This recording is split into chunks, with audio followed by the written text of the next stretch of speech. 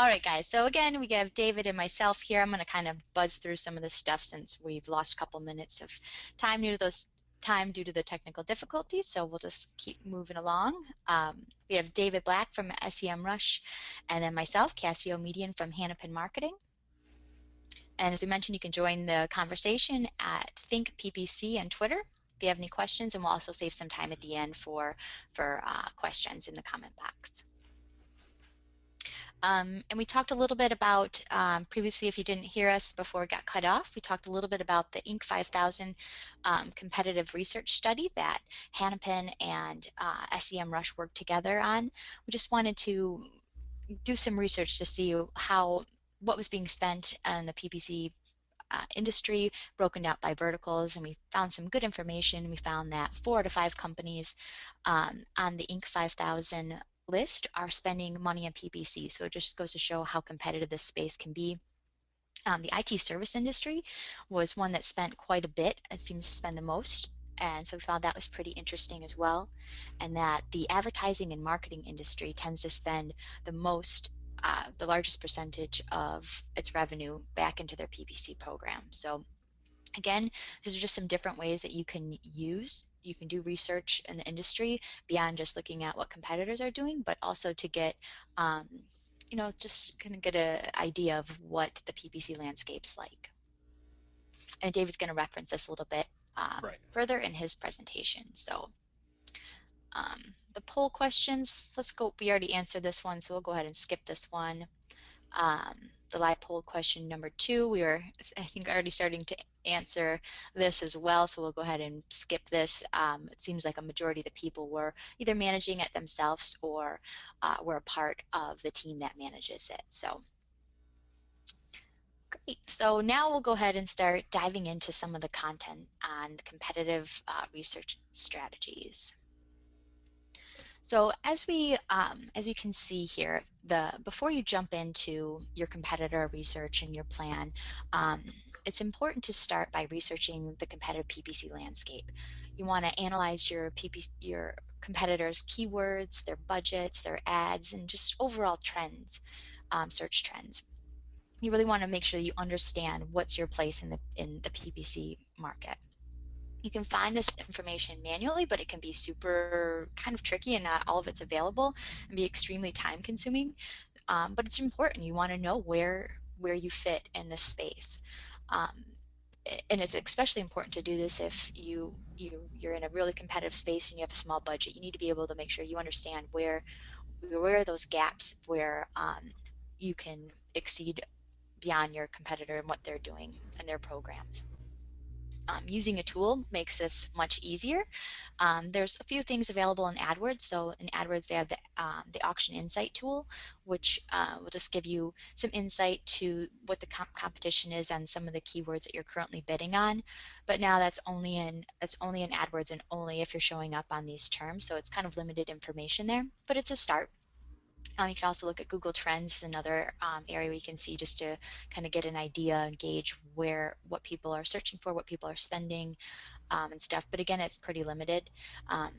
SEM Rush is another tool, and lucky for you guys, David. Here I am, yes. And David's here. He's going to tell us a little bit more about what SEM Rush has to offer and how you can use that when you're doing your competitive research. So definitely there's tools available, and it's just really important before you jump into just saying I'm going to bid on competitors or I'm just going to copy what my competitor is doing, that you really take the time and do the research. And as I said, when you have all this information, you've gathered all this data, take the time, perform, a gap analysis or a SWOT analysis for this marketing people. Understand what your strengths, weaknesses, opportunities, and threats. Where, figure out how those work in the digital space. For example, when you're doing your research, you may find that maybe your competitor is running an ad that says that 20% off a certain product, and you're running an ad that says 10% off. So knowing that kind of information will let you know where you fall in line with your competitors. And you want to take this time to understand where you can stand out from your competitor. Will be key to your successful strategy. So, what offerings do you have that are better than what your competitors are. You want to capitalize on these areas, and maybe areas where your competitors are weak, and make sure that you focus on the opportunities that you have where you kind of outshine your competitors. So let's say you don't have $5.2 million to spend on PPC like GoDaddy. It would be amazing if we all had budgets that big. That would be great. But we don't. In the reality of it, a lot of companies out there don't. So we'll cover some strategies and tactics on how to get those champagne results on your maybe a beer budget. Yeah, I like that one. Yeah. I like expensive beer too, though, so it may not be that big, maybe expensive beer budget. Well, one opportunity that you could do if you have maybe a limited budget is remarketing list ads for search. So first of all, if you don't have a remarketing tag on your site, you want to do that right now. Do that ASAP, because you're really missing out if you don't. So the same remarketing tag that you would use for display remarketing can also be used for remarketing list ads for search. And what this allows you to do is how this would work is that maybe you would select some of those, you've done your research, and some of those terms that your competitors are bidding on are just really expensive and they don't fall in line with your goals, your CPA goals. So what remarketing list ads for search lets you do, or RLSA ads, is they let you, let's say you want to bid on the term cars, um, which would be a super competitive term, but you normally wouldn't bid on that in your typical search campaign. But with remarketing list ad for search ads, you can show up on to this list of these people that have previously visited your site. So they visited your site, they've been cookied, and you can show them these ads as they search on the search network, not just the display network, but the search network. So this is a neat strategy that you can do on some of those competitive terms. And you can see in your shared library under audiences, there's an area where it says your list size for search, so you can see how many visitors you would have on that list. So you may, if you're using remarketing, you probably already have a list that's built up that you can start using right away. So ad scheduling is another thing, or day parting, that you can use to help if you have a smaller budget, like different ways to get ahead of your competitor.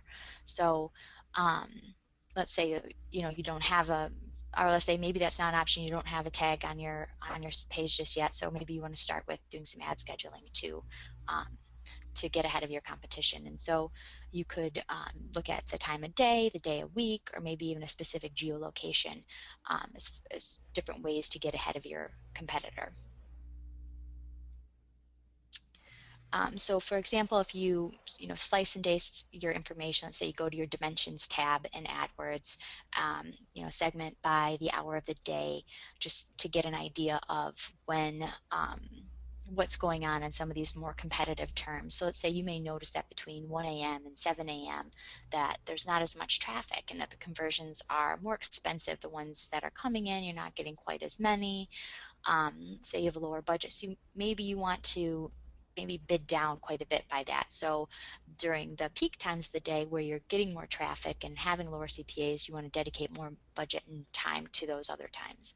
Or maybe you want to do the opposite. Maybe it's really competitive, and during those peak times you can't really afford to bid on some of those terms during the peak time. So maybe you do focus more effort during those off hours where your competitors might not be bidding. So looking at, like I said, like your dimensions tabs on some of those terms will allow you to see that information. So also looking at your geolocation, this might be an opportunity as well to get ahead of your competition.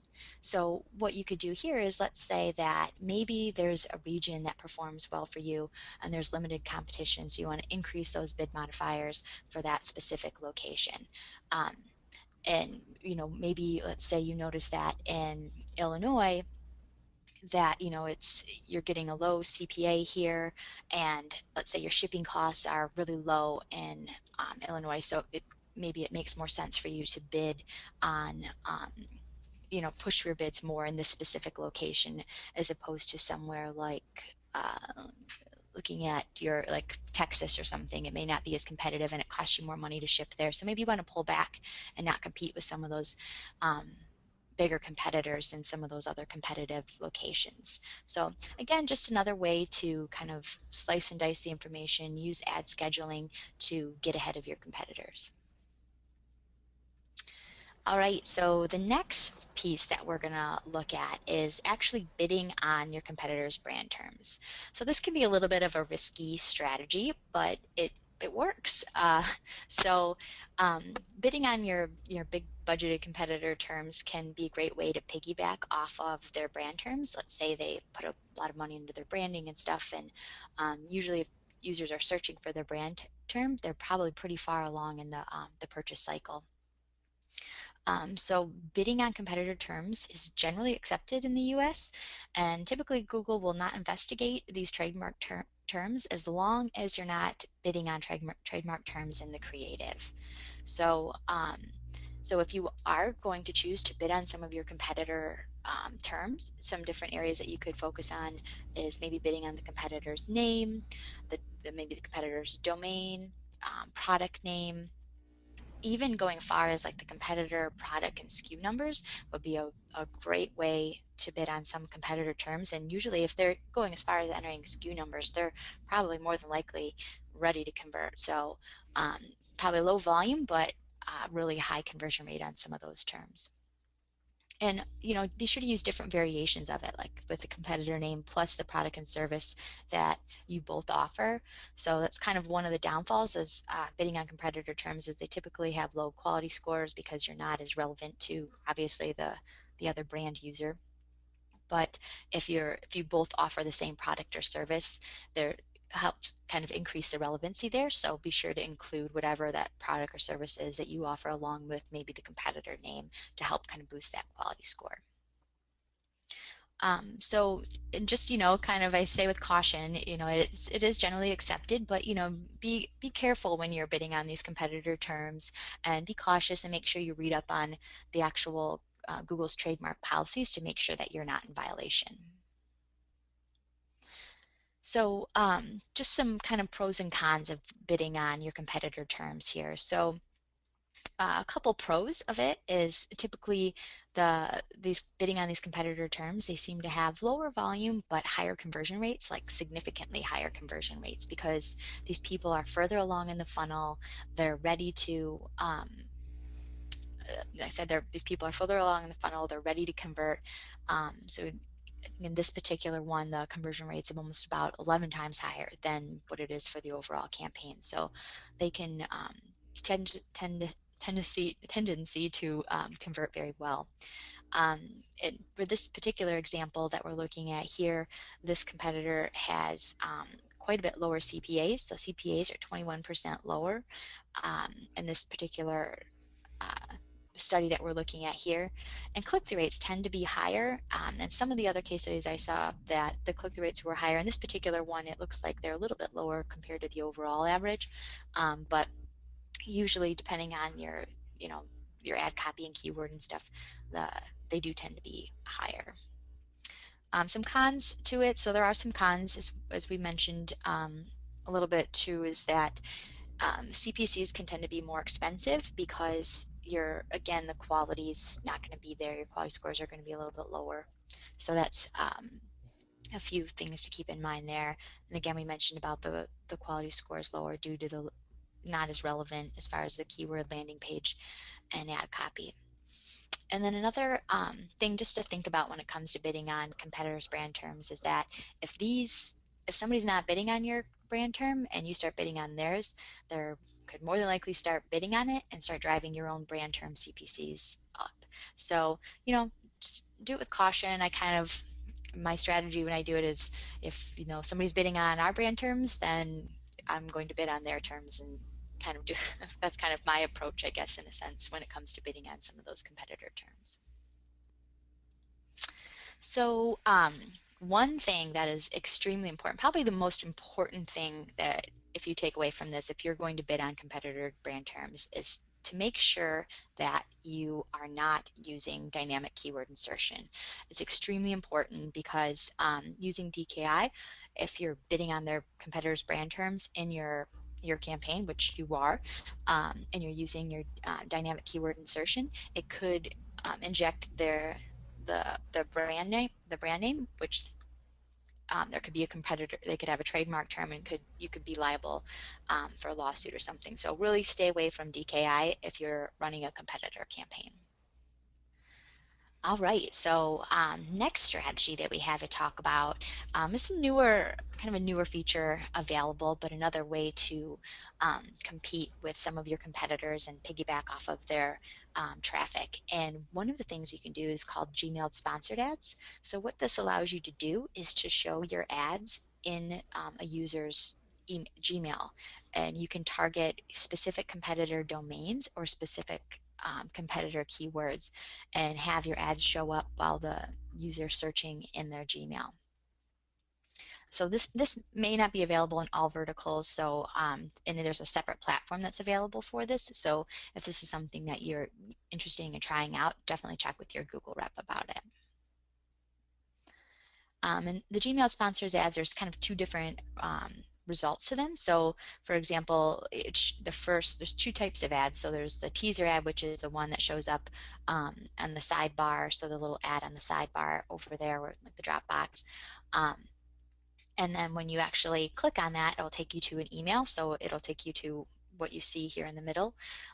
And then once you click that, it will take you to the actual designated landing page from there.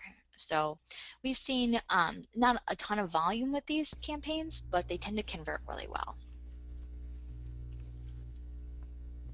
So I'm going to pass the poll question over. We got another poll question here. So if you guys could take a minute, I'm going to pass this over to David to run us through the next poll question. Great. Yes, thank you very much. I appreciate your portion of the webinar. Is really informative, and hopefully, I can pick up where you left off. So if we get this poll going, there you go. Perfect. Okay. So what I'd like to know myself is question 3: where does competitor analysis fit into your marketing plan? So the answers that you could choose from would be: I've done it in the past, but not right now. I'm actively conducting competitor analysis. I haven't yet, but I will now. And the final would be: no plans for the foreseeable future. And this is going to be really interesting, I think, to see how how people are engaged in competitor analysis, especially as I kind of bridge this with some unique tools that we have in SEMrush. So Yeah, I think it's super important. I know internally for us, for our clients, whenever we get a new client, that's the first thing that we do is we do competitor analysis. We want to know where they fit in their space, make sure we understand their market. And then even that, it changes so quickly and so often that even just on like at least on a quarterly basis, just to kind of see where we fall in line with it. So we do it quite often here at Hanapin. yeah, absolutely. I mean, that's what I was saying. As we got dropped from the webinar the first time. Account maintenance, especially in PPC, is so paramount, to its success. It's kind of just not like a set and forget thing. Just like competitor analysis, you have to kind of keep going. You have to go in and keep, assessing the landscape and applying what you find out to your PPC campaign. So I see that 74% of people have voted. We've closed that out. Good, that's great. 54% showing that they're actively conducting competitor analysis. Some have done it in the past, but they're not doing it right now. So yeah, that could mean you did it last month, which is still good, right? 27% said I haven't, but I will now. That's great. And 2% said no plans in the foreseeable future. Well, that 2%, I'm going to do something about this 2%. So hopefully, by showing you guys a little bit today about some more, cutting edge tactics to spizzy on your PPC competition. There you go. Hopefully you'll be more engaged with it, and you'll enjoy doing it because it can yield some great results. So if you can go to the first slide, that'd be great. Okay. There we go. Okay. So as we saw earlier, SEMrush and Hanapin, we collaborated on this big infographic. If you haven't seen it yet, it's not it's not necessary to see it to preface this portion of the presentation. But afterwards, I would definitely urge you to check it out. There's some really interesting stuff in there for the top PPC spenders. But working on that project together was great, and again, the data is incredibly interesting. So let's talk for a little bit about how we came up with that information that we found in the infograph. So the SEMrush interface, as we look at this slide titled Programmatic Analysis Techniques, that sounds really flashy and cool, but really it's super simple. So the SEMrush interface, it includes a lot of slick and sexy tools, and essentially it's the shell that surrounds all of this incredible marketing data.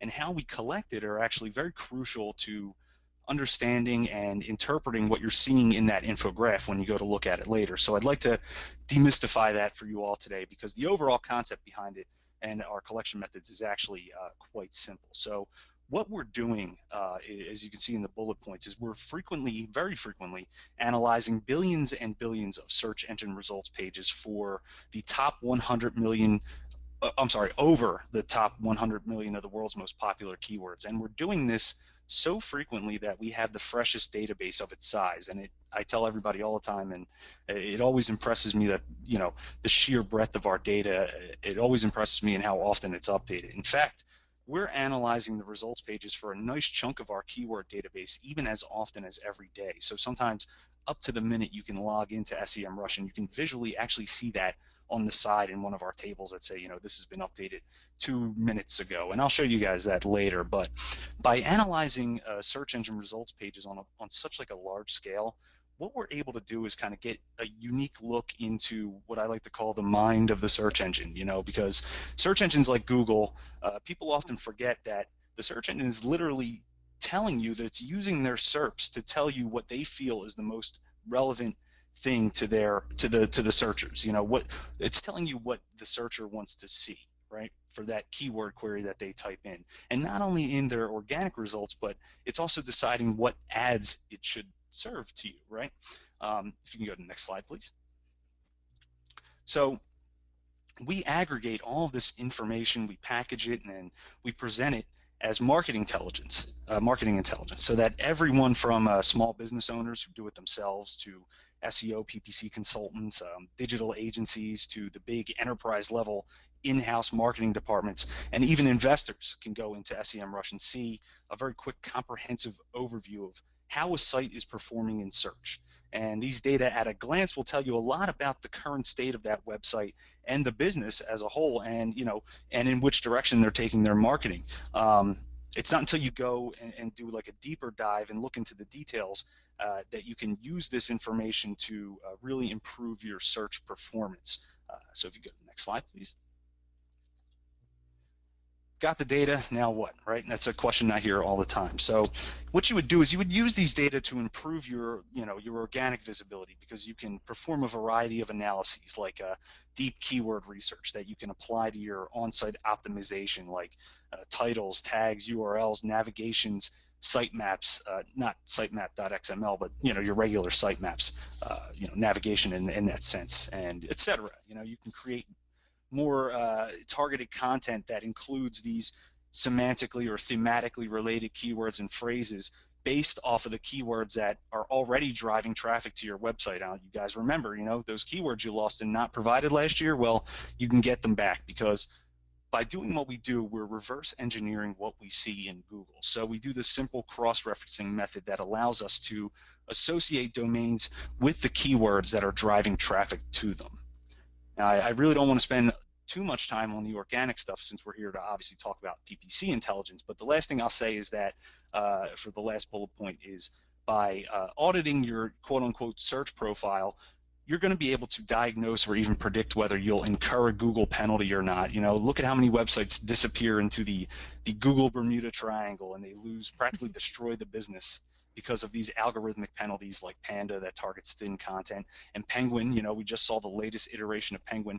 How many people were hit by that, and how many how many businesses lost a nice chunk of their revenue because of that? Well, by analyzing your search profile, whether it's proactively or reactively, you're going to go in there and be able to stop it or correct it, before it's too late. So that's great. PPC, it's why we're here. Next slide, please. That's why we're here today. And when we talk about marketing intelligence in terms of PPC, we're talking about optimizing your campaigns in order to, minimize risk and maximize your ROI. And that's what you can do through these data. That's the main point. So whether you're improving like an existing campaign or starting another or launching a new account from the ground up, there's no reason for you to really go in blind, because research is going to help you throughout virtually every step of the way. So like, imagine knowing which keywords will convert and potentially be profitable, or how to create attractive ads copy that's going to improve your click-through rate. So knowing what works or even what doesn't work is going to make your AdWords experience much easier and help you, you know, reap the fruits of your labor much sooner. And how do you do all this? Well, you do it through competitor analysis. So the easiest way for me to illustrate this would be to kind of allude to some of the data in our infographic project that we did. So if you can go to the next slide if you like. Thank you. And as a way, there is screenshots in these next few slides. So GoToWebinar has a function. If you're looking at the webinar window, it's up to the top left. It says a zoom. So if you want to full screen that, you'll be able to see these screenshots in much better resolution. Because I think it's important to see the information up on the screen. But where was I? Okay, so yeah, let's say we're harryanddavid.com. I'm sure you guys have heard of them. It's a popular gourmet gift company. So there's multiple ways that we can track down our competition. We can say, oh, I know my competition. It's these guys down the street. Everybody knows who their closest competitors are in proximity, or the ones they've heard about. But what about all those other guys they're fighting for that same real estate on the SERP? So one of the ways to do that, one of the easiest ways that we can do that, is to analyze with whom we share keywords, meaning for which keywords do we both appear on that search engine results page. Again, which ones are we fighting for that real estate? Those are our true competitors in search. We use this method to find our competitors, and as you can see here in this report for harryanddavid.com, we're looking at their organic competitors right now, but we can look at PPC competitors as well. I wanted to look at organic because you can see to the left under that domain column, there's gourmetgiftbaskets.com. Those are being one of the biggest spenders in that industry in PPC, right? So then what we would do next is kind of click on that, and you can see it's sorted by that competition level metric. That's okay, no problem. It's not important. I can go back. There we go. You can see it's sorted by this competition level. It's basically a measurement of, common keywords versus uncommon keywords, so that instead of showing you, of course, everybody in the world competes with Amazon and Wikipedia because they eat up half of the SERPs that we see, right? But by looking at, putting another spin on it and looking at keywords uncommon versus common, we're able to determine, using this formula, a very unique way of looking at whether it's an actual industry competitor or not. So that's what you are seeing in that report. Now, next, what we're going to do here is, even though I'm giving you guys the abridged version, but we're starting to take a deeper dive. I talked about earlier, you can do that comprehensive overview, but now by clicking on the report and getting in further, we can get into the granular data. And this slide here, what it's showing you is that SEMrush has currently found almost 3,000 keywords triggering Google Search Network ads for gourmetgiftbaskets.com in the U.S. I saw a couple, questions come through. How do you know if your competitor is bidding on your brand? Well, this report would show you. We've seen it all the time where competitors go in and bid on their people's branded keywords, and you can see that. You could find this kind of data here because you can see in the slide, it's kind of showing you the keyword, it's showing you the ad, and where it appears, all that good stuff. So just to pick up where I left off, sometimes I have the tendency to ramble. So we can see a list of these keywords.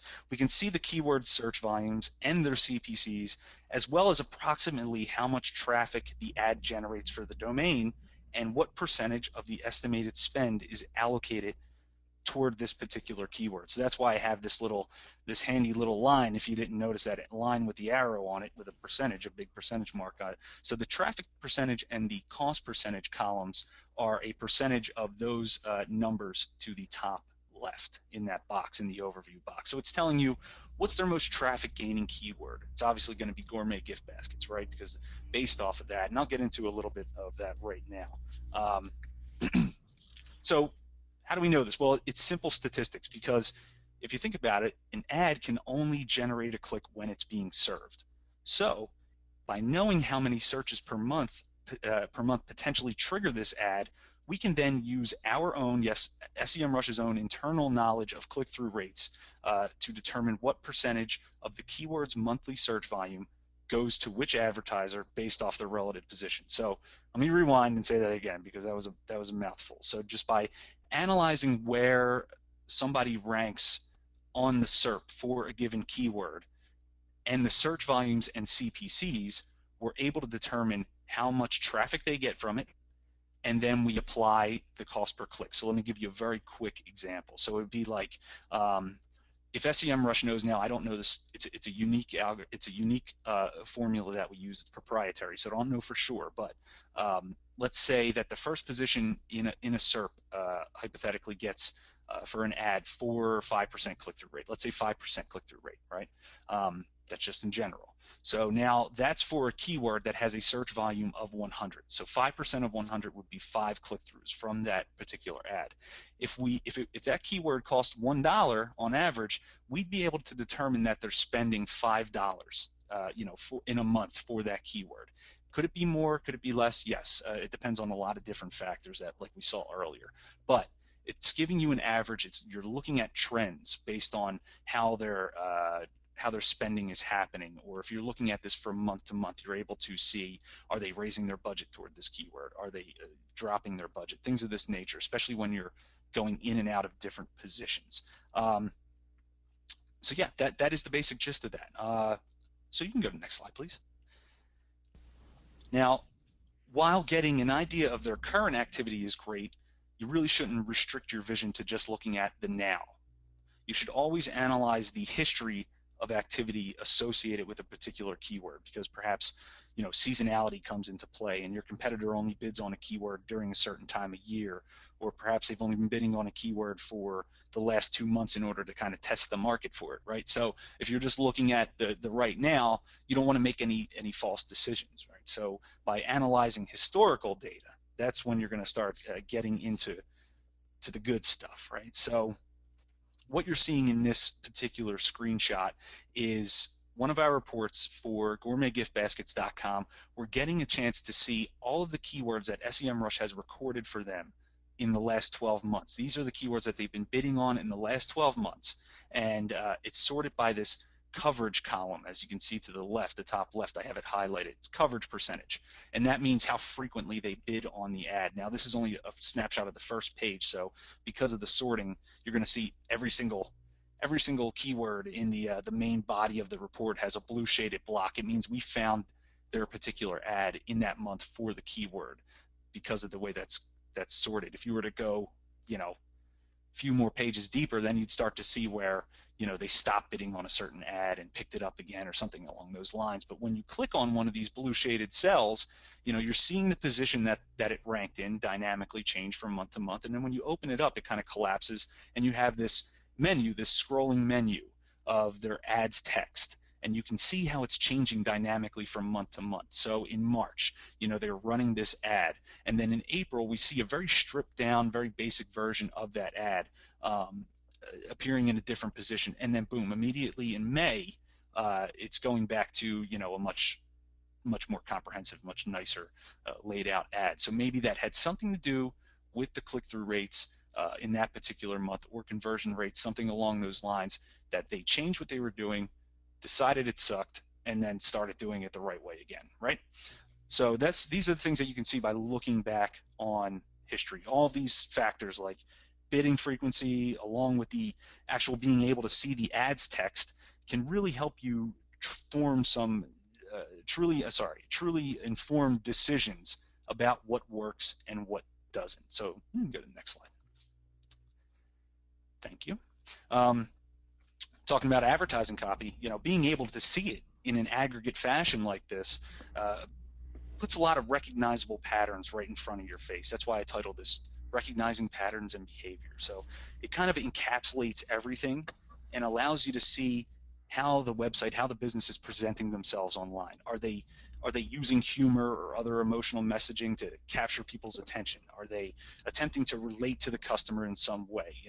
I've seen ads for, listen to my story about hyperhidrosis, which is like, something that affects the sweat glands of people, overactive sweat glands. But listening to my story, and these are things that people want to do, and it's this emotional messaging. You're also getting a chance to see what are their value propositions, the deals, the discounts they're offering, etc.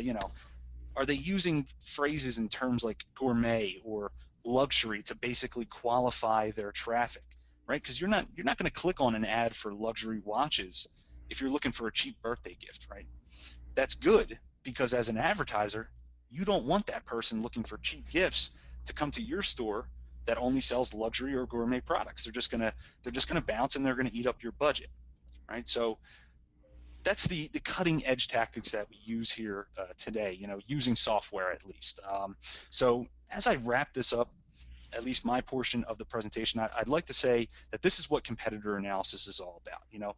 Learning what your competitors have already learned through trial and error, piggybacking off of their successes and avoiding their failures by analyzing these clues, or that trail of breadcrumbs, as I like to call it, that your competitor, as well as the search engine, has no choice but to leave behind.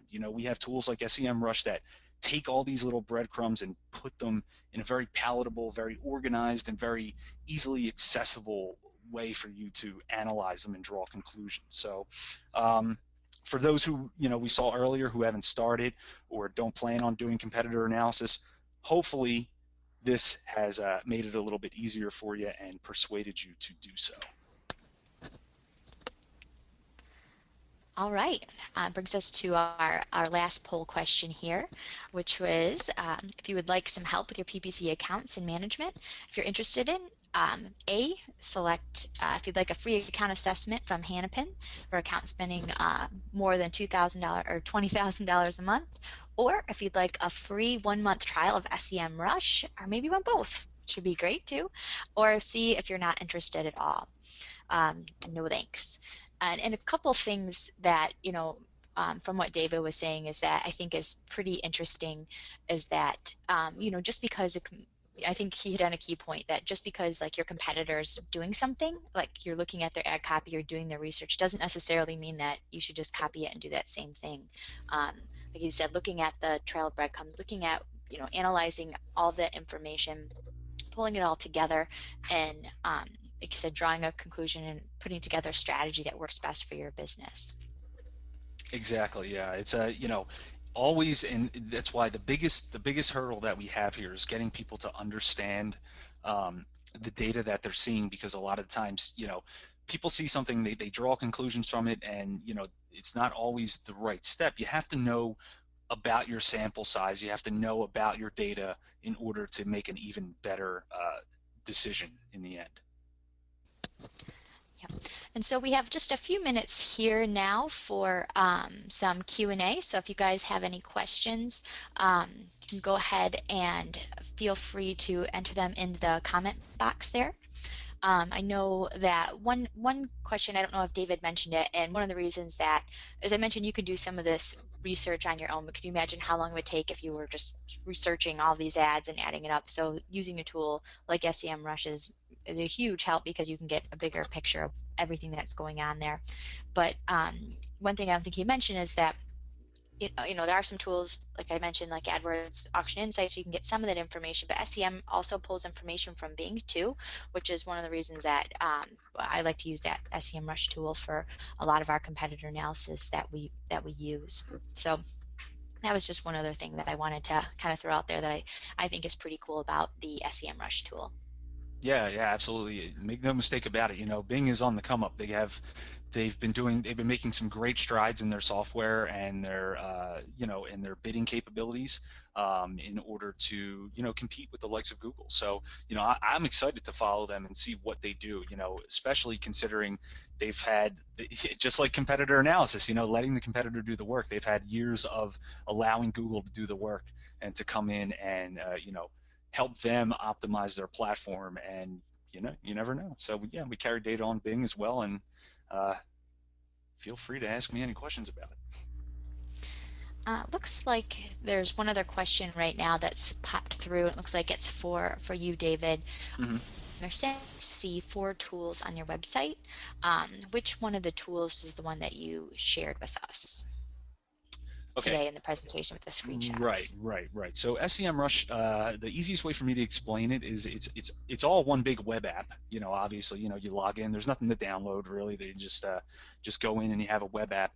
Now we have it. It's split into two big main areas. That's the web interface and then our project side. Everything that I showed you today was in the web interface. It's also good for me to mention that both the web interface data and project stuff is also available across all subscriptions of SEMrush. I don't want to make this any kind of a commercial. I just want to be informative, but I want to tell you guys that it is available in there. But everything that I showed you today was in the web analytics side. So that's taking our database of keywords and querying them very often to come up with and recording the and analyzing the first 2 pages of search engine results for each of these keywords very frequently in order to look at who's changing, who's ranking organically, who's purchasing or bidding on key phrases like this in ads. That's what that web interface side is going to show you, and that's what I was showing off today. Great. And I think you answered the last question. There was the other question about how do you know if somebody's bidding on your brand terms. I think you explained that a little bit, but um, Right. Yeah. And here's the thing: is everything that I showed you in the web interface, that is in relevance to that's related to our keywords. So SEMrush's own database of 100 million keywords, about 40 million of those are allocated to Google US, and the rest of them are dispersed amongst other geographic regions of Google as well as United States Bing. So is it possible that you can find your competitors' branded terms being bid on? Yes, it's entirely possible. We see it all the time. Just keep in mind that if that keyword, doesn't fall within our top 40 million, then we're not going out and collecting data for it. However, we do have that project system I was talking about that lets you build your own keyword database. It's essentially building your own little mini, cute little mini version of SEMrush, and you're going out and scanning for the same thing. Every single day it's going out and taking your keywords and looking to see where you rank for them, a primary domain, and also, where your competitors are ranking for them in ads and organic. So I think that's very much worth checking out. great. Well, thanks, David. And I think that was all the questions. It looks like we were able to kind of zip through even though we had a little hiccup there in the beginning, we were able to zip through all the content and the questions. So if you have any other questions that pop up, I know this was kind of a lot of data and a lot of stuff that we covered today regarding competitive research. And if you have any questions about anything, feel free to contact us directly at marketing@hanapinmarketing.com or mail@semrush.com or david_black@semrush.com. So thank you for attending today and have a great day. Thank you guys very much. Thanks, everyone.